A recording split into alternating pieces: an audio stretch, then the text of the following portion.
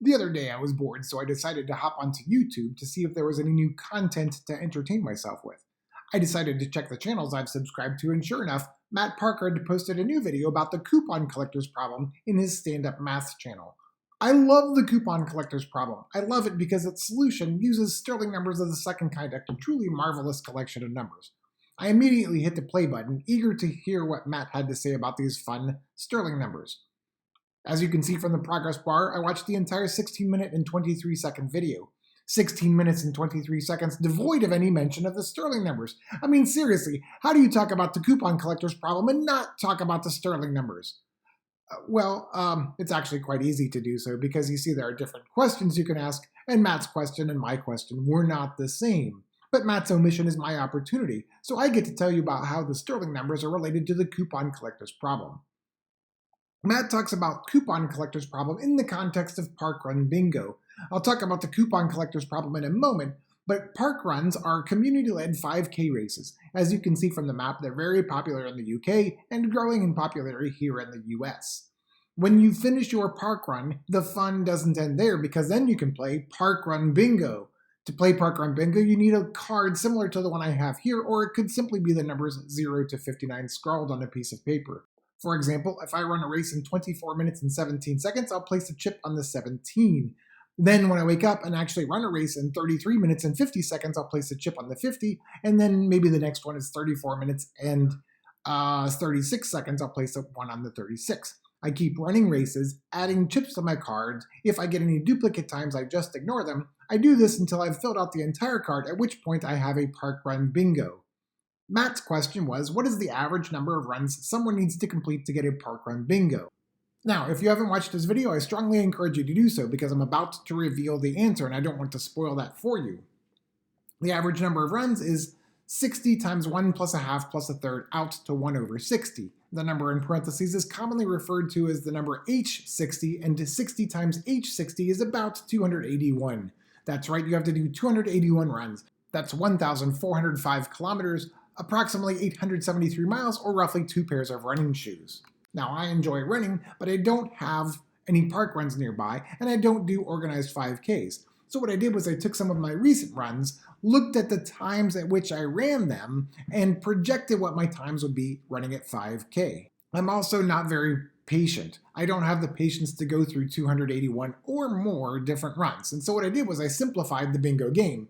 If I get any seconds portion between 0 and 19, I'll call that time A. Anything between 20 and 39, I'll call that time B. And anything else, I'll call time C. Let's take a few of my recent runs and see how I did.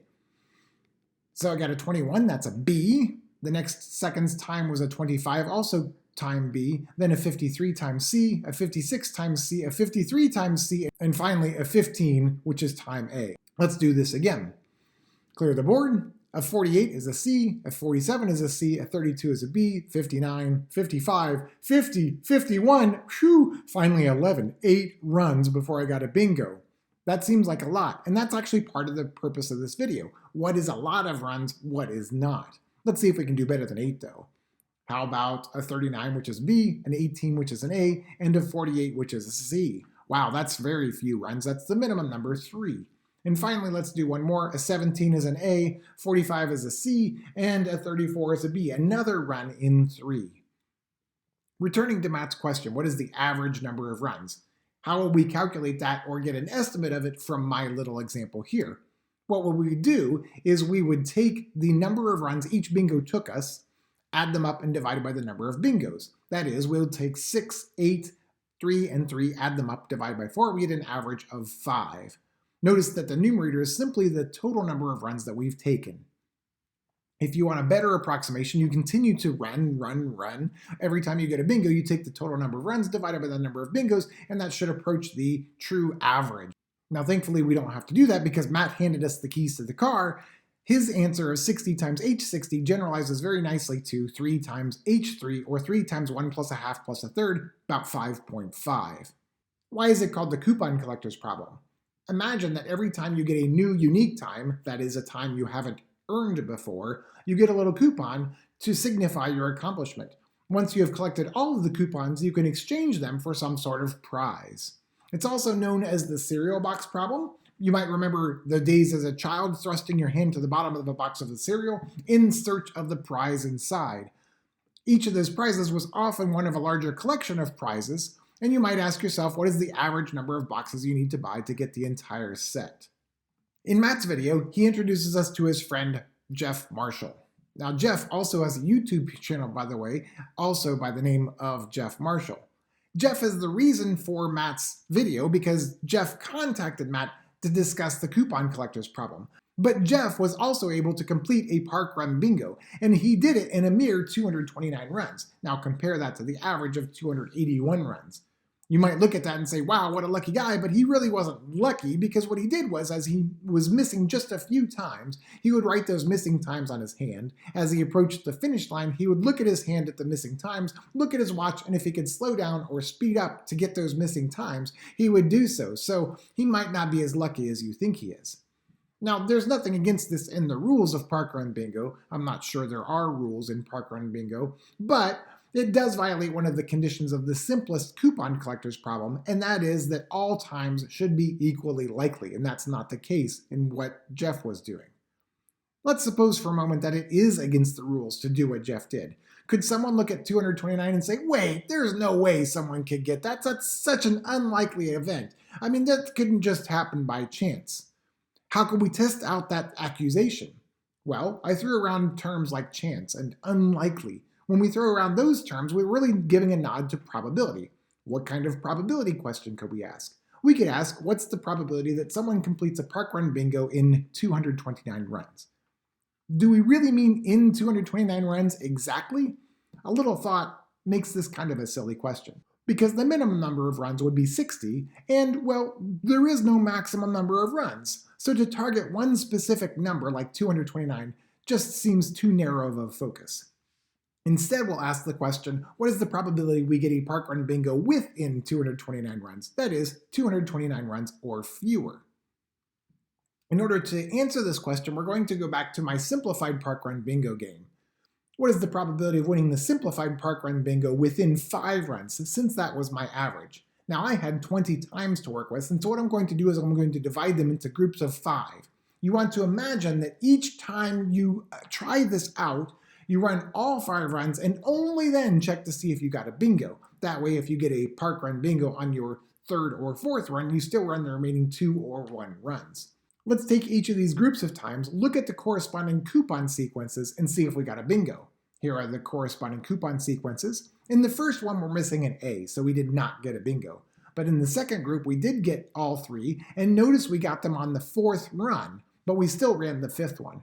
And on the 3rd one, we have A, B, and C. On the 4th one, we have A, B, and C. So 3 out of those 4 times, we were successful. To throw around some probability terms, each of these lists of A's, B's, and C's is what's known as an outcome of our little probability experiment. The first was an unsuccessful outcome. The second was a successful outcome. The probability of getting a parkrun bingo within 5 runs will be the number of successful outcomes divided by the total number of outcomes.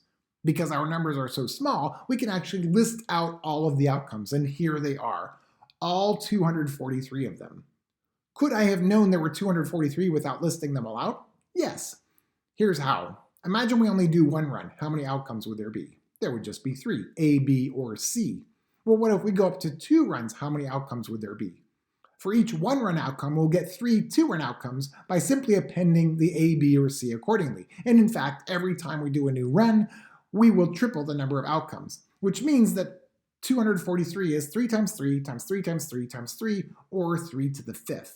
Of course, the 3 is there because that's the number of coupons, and we're trying to accomplish this within 5 runs. Now we're going to eliminate all of the unsuccessful outcomes, leaving 150 successful outcomes, meaning the probability of getting a parkrun bingo within 5 runs is 150 divided by 243, or about 61.73% of the time.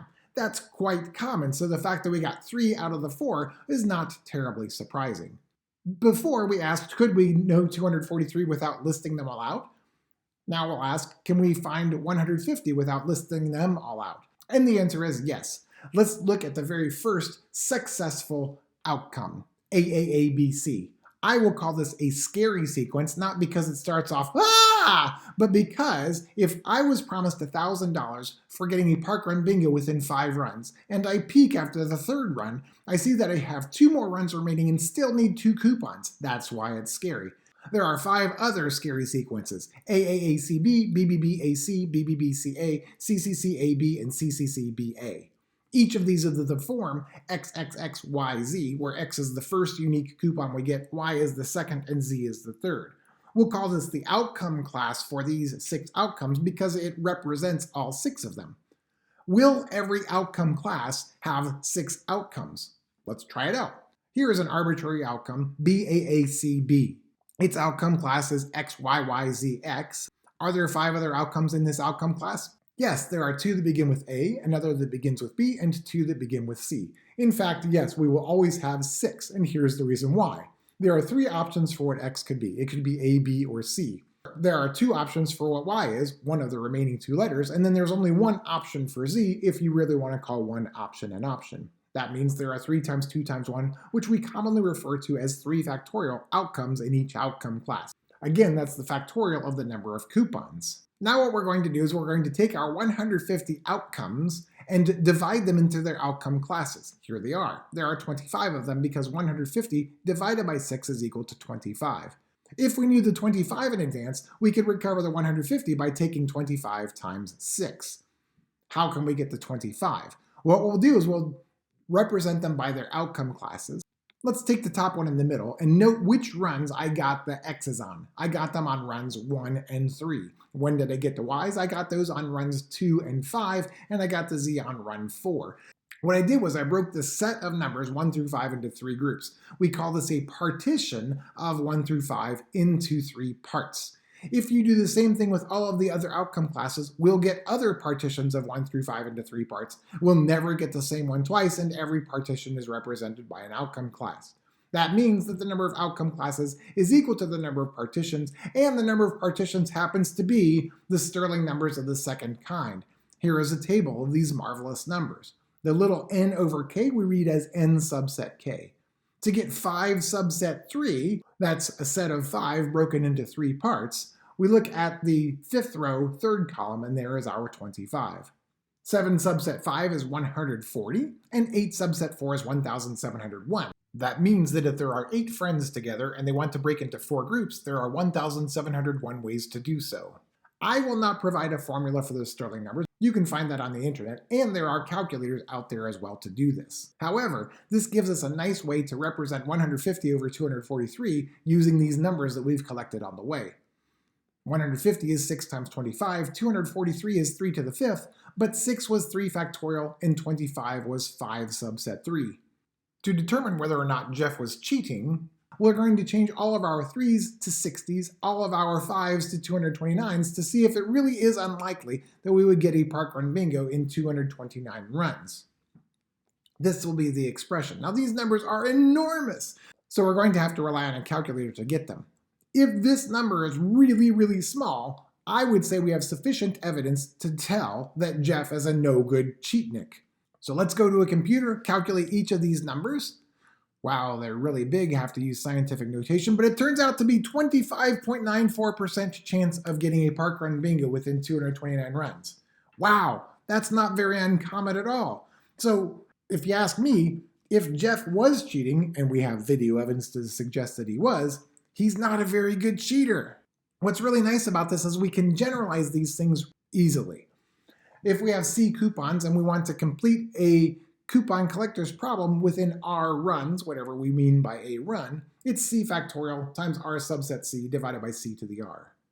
Earlier I said, if the probability was very, very low, we could say, yes, we're cheating. If you want to complete a parkrun bingo within 140 runs, the probability is about 0.09%. That's less than 1 in 1,000 chance. I think that's pretty rare. If you go to 141 runs, that's slightly more than 1 in 1,000 chance. So I would say that might be a good threshold. Somebody else might say 1 in 100. What's the probability we get a parkrun bingo within, say, 281 runs, the average number? Well, it turns out to be 57.85% chance. One more. Let's go back to the simplified parkrun bingo. What's the probability of getting a parkrun bingo within 7 runs?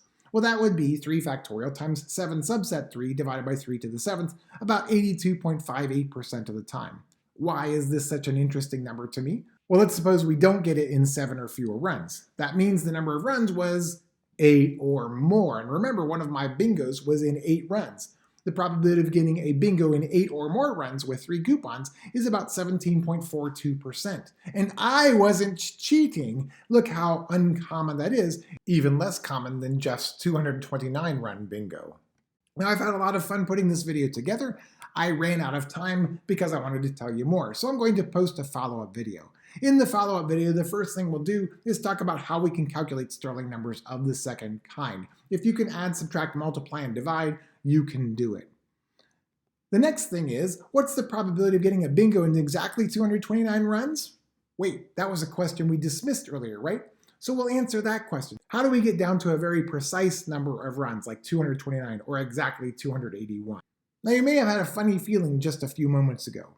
We said the probability of getting a bingo in 281 runs was about 57%, but 281 was the average. Shouldn't that be 50%? Is the extra 7% from rounding? No. We'll use the answer of the previous question, what's the probability of getting a bingo in exactly a certain number of runs, in order to help understand that little paradox.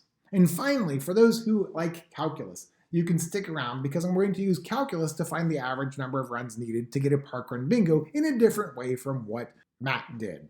If you enjoyed this video, I ask you to subscribe. I also would suggest that you may check out some of my other videos. Thanks for watching.